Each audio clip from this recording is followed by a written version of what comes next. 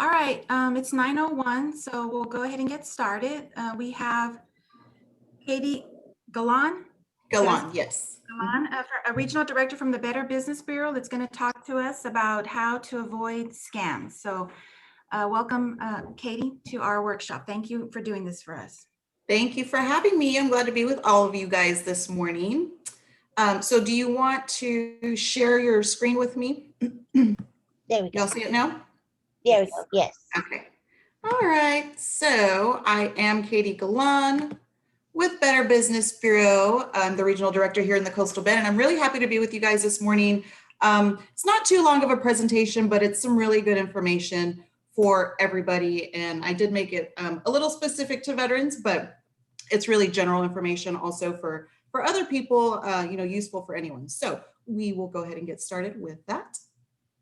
So why is it important to know about scams in your area? So specifically for veterans, veterans and families lose an average of about 32% more to fraud than civilians do, which is a really striking large number. And I think that there are a lot of different reasons for that. One reason is, veterans face a lot of unique challenges that other civilians don't face. We'll get into that a little bit more in the next slide, but that's, a really large margin of veterans and their families who lose a lot of money when money is sometimes tight. So veterans lost an average of $1,905 to employment scams. So that's the largest scam actually that we see with veterans. And so that's double what civilians lost just in general. So a lot of money that is being lost at times if you're not aware of what's going on. So why are veterans a target for scammers? So scammers in general, they strike during difficult times. So now, like with COVID, people are very susceptible, especially when the pandemic began. People were really worried. They're worried about getting sick. They were, everybody was freaking out about masks and things like that. So we saw tons of scams that were trying to sell people masks and things like that, because that's when they target people. Like here in the Coastal Bend, as we all know, whenever a hurricane comes, we call them storm chasers. And so, these are people who come from out of state sometimes, and they just come and try to take advantage of the situation. So that's the same thing with veterans when they are in their situations. And that's because what we have found is because you guys have difficulties that are really unique to people who are not civilians. So you're re-entering the workforce, you may be navigating disability claims or applying for education benefits. So these are all things that can be stressors, and that people will target you for these things and try to take advantage when you're in these types of situations. So the top scams to look out for, the number one scam for veterans is employment scams, work from home scams, and government imposter scams. You guys, we have seen this, and you have probably received a call or a text or something like that from someone saying that they're from the IRS or a Social Security office. This is huge right now for everybody. So I just wanted to throw that in and just make sure that everyone's aware, especially if you are a senior or if you know of seniors. This is something that I just try to get the word out about as much as I can. So how can you protect yourself? I tell everybody the first tip is to always do your research. So if there's somebody who's reaching out to you, maybe if we're talking in the case of an employment scam, and this can be somebody, excuse me, somebody who's saying, who reaches out to you, like maybe you're on a job search website or something like that. And somebody, because scammers can even pose on these websites, like if they're an actual employer. I'm going to try to move my camera because I keep looking at y'all over here. And they can pose that way. So it might, something might look legitimate, a site might look legitimate. And so my tip is always to do your research. That's the number one thing. And you can always look at profiles, whether it's an employer, whether it's a retailer. You can always go to our website, which is bbb.org. And you can just search business profiles and it'll show you the rating for them, even if they're not accredited with us. So we have profiles for all sites, all types of businesses. If there's ever been an inquiry or a complaint or a review on them, they will be on our site. And this is a national database. So you can find reviews, ratings, complaints, and you can read the complaints. So always do your research, go to our website, you can start there. If you don't want to do that, you can always go and find the company's official website, find their official contact information and contact them directly. And this seems like the really obvious thing to do, but a lot of people don't do it. You know, it's really easy to take things at face value when you see something that might be a legitimate logo, or, you know, somebody tells you that they're from an HR department or something like that. So it's worth it to take that little extra step just to be safe. Also, beware of employers who are offering you a job without an interview. And I have there, why would you trust somebody to run your business that you've never met before? You know, and that's a real logical thing to ask, because we have a lot of people that get scammed in this way too, where they're trying to do these work, you know, with everyone staying home, and some people are furloughed, some people have lost their jobs due to the pandemic. So we have a lot of work from home scams in general. And so these are people who are going to reach out to you and say something like, you know, we need secret shoppers or something to that effect, or we need you to go review things online. And they'll say, I'm going to send you a check. You know, we're going to send you a check and go buy these supplies or whatever. And then whatever's left, just send it back to us. And so what they're doing is they're just, you know, they might send you a check for $1,000 and be like 7,500, you know, 7,500 back because I sent you too much. When in reality, they've stolen this money. We find that a lot. They'll steal them from unemployment accounts, and they'll send it to people, and then they'll ask you to send the money somewhere else. We had a case that we were looking at with the FBI, which actually had a couple of victims here in Corpus, but the one that we were really focusing on was in Midland. So this woman was being scammed by somebody, and that's what happened. He sent her money, and he sent her, I mean, I think we ended up at the end, it was like $60,000. And so he's sending her this money and saying, you know, I'm going to send you this, you know, for X, Y, and Z, and you can keep a little you can keep a portion of it, but I'm going to need you to send the rest of it over here. And so this lady was, you know, kind of vulnerable. And so she did it. And what ended up happening is they couldn't trace him because he was using her to wire all this money. So although she's a victim, she ended up, well, I don't know what the end result was, but they were looking at charging her with money laundering and wire fraud for $60,000. So this is, you know, a huge, huge charge. So things like that, just be careful with, because even when you're not intending to do anything wrong, sometimes, you know, if you trust people, you know, a little too much, and things like that can happen. So I felt really bad for that woman. Also, never, ever, ever, ever, ever, ever, ever provide your personal or financial information via phone, text, or email.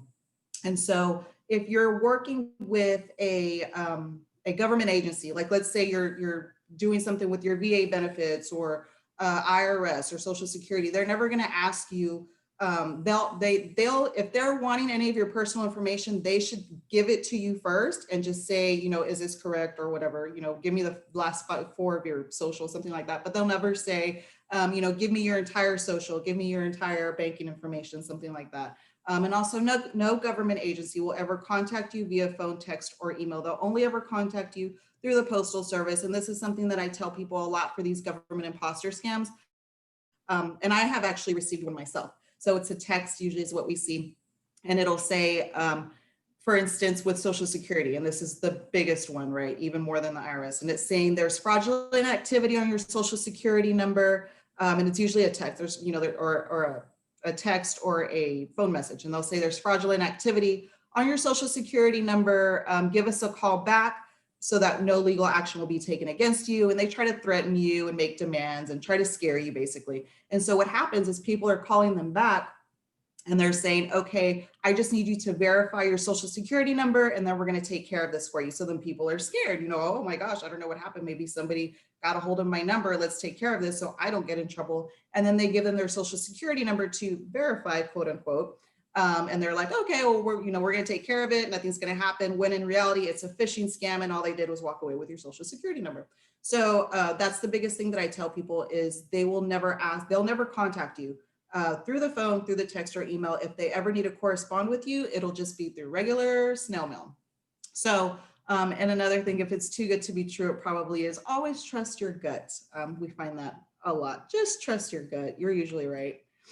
So what resources are available to you? So bbb.org is a great resource. If you want to do some research on companies, we also have a lot of news articles and just tips for scams in general.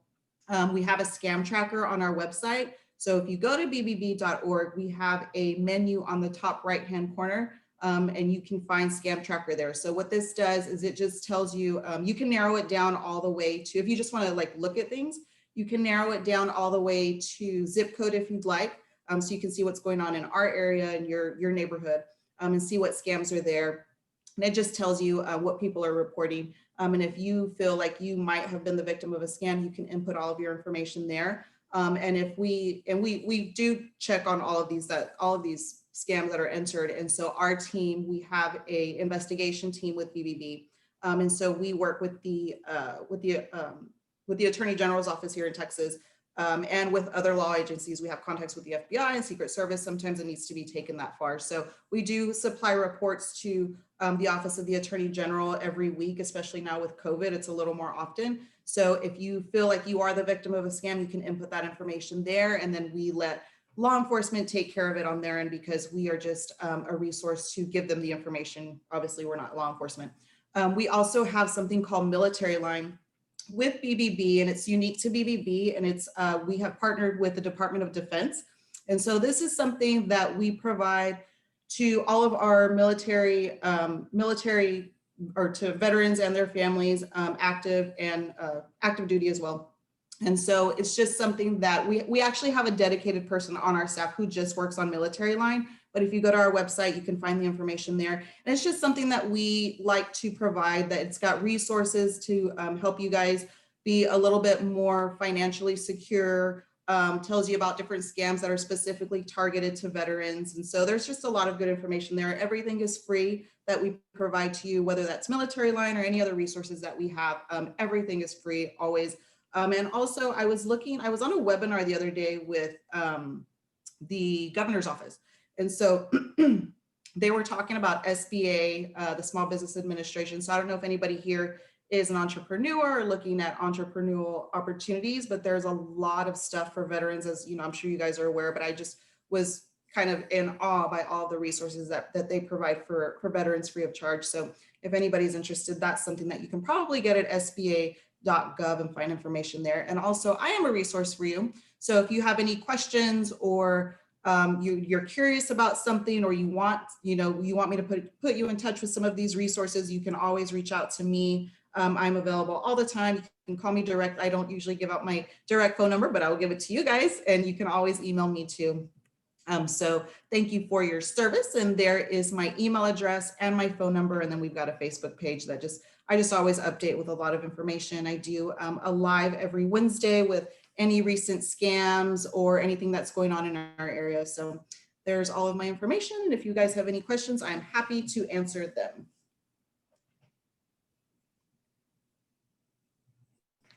I have a quick question. Well, not really a question, I have more of a comment. I wanted to let you know that the BBB is very powerful. All I had to do was invoke, like I was going to make a complaint to the BBB, and I had a manager take a look at my case, and it was favorable for me. So I know a lot of businesses want to tell you, well, there's nothing they can do for you. So I want to say that you are a great resource, and thank you. Well, thank you. I appreciate that. Yeah. And I think that that's something too that people don't understand, that, or just don't realize, not understand, but people don't realize that we offer, is we do have dispute resolution. So if you just, like you said, if you happen to put a complaint on our website to a company, we will reach out to that company. And this is actually something that affects their rating in a really big way. So you see, we have, you guys know BBB ratings, A+, B, F, whatever. So this is something that affects that big time. So if you were to make a complaint against a company, we reach out to that company and we try to resolve it for you. And we are an unbiased party, so we can't say we are for the consumer or for the retailer. We are just an unbiased party. We just try to get resolution, because the biggest thing with BBB is to promote trust in the marketplace. So if they are doing something that's not ethical, or something that, they just did something that wasn't right, we just try to resolve that for everybody involved. And so we reach out to them 3 times. And so if they don't respond within that 3 times, within those times, and that affects their ratings. And a lot of times, if you see somebody on our site who has an F rating, you can go to complaints and you'll usually see the complaints listed and that they went unanswered. So yeah, that is something that we provide free of charge. So if anybody is ever running into an issue, you can take care of it there. I know you mentioned that we could, like, if there was a scam, we could put it in the website with all the information. So if someone is the victim of a scam, or or almost was a victim, should they contact like the authorities or anyone? Or is that something that y'all would do once we put all that information in? So we do give that, we don't contact, sometimes we contact local authorities. It just depends what it is. But we do supply, sorry, there goes one of the dogs. We do supply a report to the Attorney General's office. And so usually it's like a monthly report, but with COVID, it's been like weekly, a little bit more often. You know, and sometimes some of the complaints that we receive are not really like, you know, not something that really needs to be passed on. It's more of like information for other people. But yes, so you can supply it to us, and you can request that somebody be back in contact with you, and we can do it that way. And so we can supply it to the authorities, but I would also contact, you know, CCPD or whoever it is that needs to be involved at the same time, just to kind of cover all of your bases. Okay. But we do work with them very often, you know, with CCPD, we work with our local FBI a lot, even sometimes Secret Service. It just depends what the scam is. So, yeah.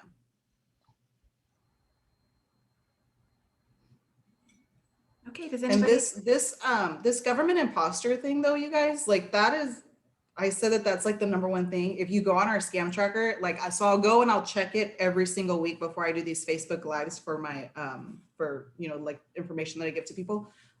There's always at least one person that has reported something with the government imposter scam. And that's just people that are reporting it to us. So, you know, I've had people, you know, family members who will call me and be like, hey, you know, I got this text or I got this call, you know, my dad's wife called me and she's like, I got this weird message. Somebody was calling from Social Security office. Should I call them back? And I was like, no, don't call them back. Don't click on any links. Don't do anything like that. So that's just a big one that I really want people to be aware of and pass it on to other people that you know, because it's really sad. And I find, you know, we find that a lot of seniors are affected by this scam in particular. Hush. Sorry. A lot of seniors are affected by this scam in particular. And so I try to, you know, I tell everybody, you know, tell your grandparents, tell your aunts, your uncles and everybody, because once that money is lost or once that information is compromised, it takes sometimes years to get things back in place, you know, and it can be a really daunting task and can affect a lot of things, you know, as far as your credit and things like that. So just be really careful. Katie, we have a question from Fernando. It says, is the BBB the only place we should ever report a scam? I can't think of any examples, but was wondering if we needed to report it to other organizations as well. So we are the only as far as non-law enforcement, we are the only ones that have this scam tracker. I'm going to try to get out of here. Hold on. I don't know how to get back. We're the only ones who have this scam tracker. So yeah, it would just be us. And then if you need to get law enforcement involved, you know, like I said, we will report that at times if it's warranted. But as far as non-law enforcement, yes, we would be the only one. And actually I can go right now and show you guys what it looks like. Can you still see my screen? Yeah. Okay. So if you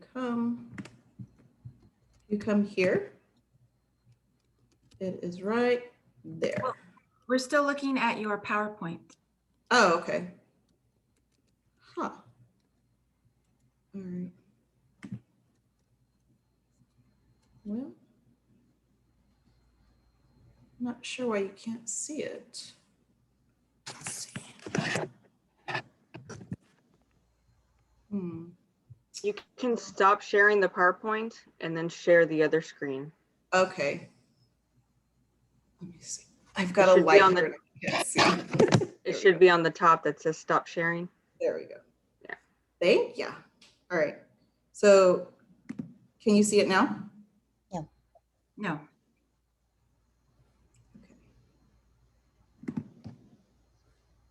Share screen. All right. Now can y'all see it? No, we still see you. Darn. Okay, well, I can't show you now, I guess, but it is oh, look, here you go. Ta-da. There we go. Okay, there you go. So this is bbb.org. And then if you come here to our menu, you'll see Scam Tracker right there. And you can see everything that's going on there, and then you can really narrow it all the way down to scam type. And I usually don't, I'll just do it in general. Come all the way down, and we can just see if there's anything that's new for this week. And you can adjust the time, like I'll just do it for the last week and see what we find. Gosh, you guys, can you believe we're already in November? Crazy. I know. And search it. And so here are things here. So Wow. Okay. yeah, come here. 78412, 78415, credit cards. Let's just see what that is.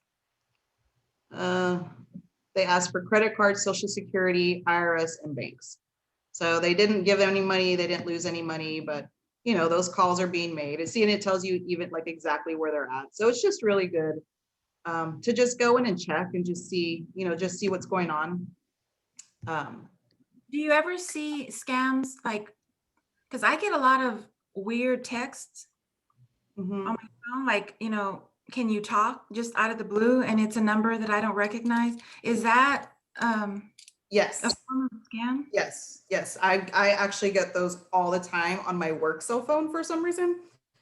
So yeah, those are just scammers. And sometimes it's somebody who will pose, like if you actually call them back, or if you actually, you know, something like that, they'll pose as, you know, one of these agencies, or sometimes we'll find it's one of these things that's really weird, but it happens a lot, where they'll call and say that they are like, maybe they've done a little bit of research on you and they know a family member of yours, and they'll say, so-and-so is in trouble. They need you, you know, maybe they're in jail or they're in the hospital or something like that. Can you send some money so that we can get this taken care of? That, you know, they're in the hospital, they're incapacitated, they can't talk right now. We see that happen a lot. We call it like a grandparent scam, because sometimes they'll target seniors for something like this and say, your grandchild was in a car accident. They need money to cover the bill. Can you send it? And they'll send it. So yeah, so it can be a lot of different things. So anytime I receive anything like that, I'll go and I'll block the number and then I'll just delete it. I will never click on anything, because sometimes too, if it's a link and you click on it, they're installing malware on your device. So that enables them, you know, to get your passwords, your login information, all of that kind of stuff. So don't ever click on any links unless you know exactly who it's coming from. Because yeah, I do get those a lot. Another question, in order to fill out a detailed scam report, should we try to fish out as much information from those who are doing the scam? Of course, not at the cost of giving personal information. So I guess, Yeah, like try to kind of continue the conversation. I really wouldn't do that. I just think it gets riskier the more time that you spend on your device with them. So you don't know if they're maybe installing something on your phone or something like that. So I would not do that. And in reality, a lot of these scammers are from overseas. There's a lot that are from Jamaica, we find. So, you know, in reality, the reality of them actually being caught is not very likely. It's really, really difficult, although FBI and Secret Service works on these cases for months and months. And sometimes, you know, they have all of these scams that they find and they build it up, and then they can do some research, and it can take months, you know, if they were to be able to find them, but it's really hard to track them. So really the reason for Scam Tracker, if it's something like that, where it's really difficult to get in touch with them, is to just let other people know, and to have one more case that the FBI or the Secret Service can use against this person should they find them. So I just think it's a little too risky to try to continue that conversation, because, you know, if you stay on and they are installing something, and then, you know, the likelihood of them getting caught is not very high sometimes. all right, are there any other questions? All right, okay, Katie, thank you so much again for being here and doing this workshop for us. Lots of good information. I just have a couple of announcements for our veteran participants. We be looking out on your email, because we did send out an email announcing a backpack giveaway. We're going to be giving out backpacks full of school supplies starting tomorrow. We're going to have 2 distribution dates. Tomorrow we'll be at the East Campus from 8 to 12. And then December the 4th, also from 8 to 12, behind the Harvin Center. If you have questions and you're not real sure where that is, you can call or text our number and we can get that out to you. But yes, it's just going to be a drive-by. Just come on up to where our canopy is and we'll hand you the backpack through your passenger window. Okay. And then we're going to also be sending out an announcement that because we work at Del Mar, our schedules coincide with their schedule. So we will be closed for Thanksgiving break, November 25th through the 27th. And then we will also be closed winter break from December 21st through January 3rd. So that's just information for y'all, but we'll send out an email. So that's it for us today. Unless anybody else has anything else to say, then have a great rest of your day and enjoy your weekend if I don't talk to you before then, okay? All right, thank you. Have a good morning. You too. Thank Bye. you. Bye. Thank you. Bye-bye. Thank you. Thank